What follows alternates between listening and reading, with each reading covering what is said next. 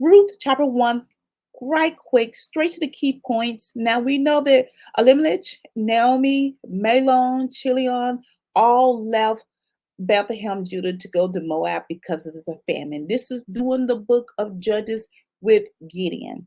We also read about the Ephraimites of Bethlehem, Judah. That does not mean Ephraimites or Ephraim. That is the name of Bethlehem prior to becoming Bethlehem.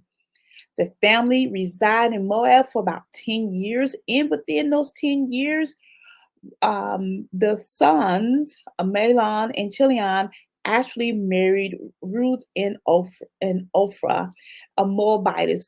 So they took them to be wives.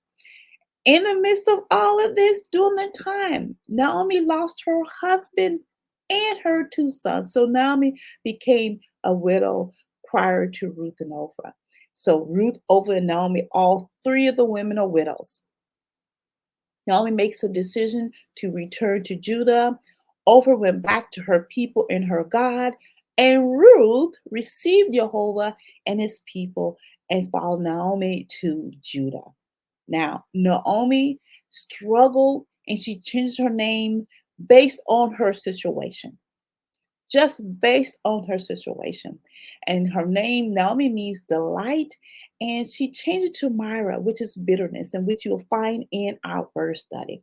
Now, all this into my insight as believers, we have to look past our situation and ourselves so that we can see the hand of Jehovah in the things that are going on.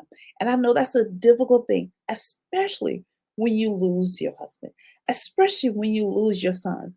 And now you're all by yourself. This is the state of mind that Naomi was in.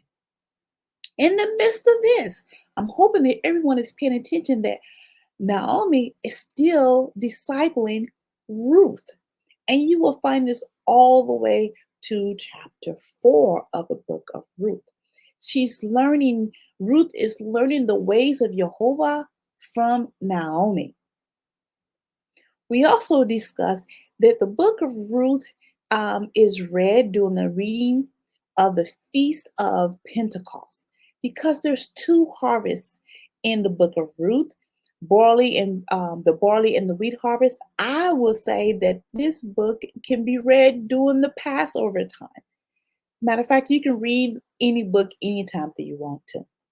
Now, I have my questions before you, my cross reference, and my word study.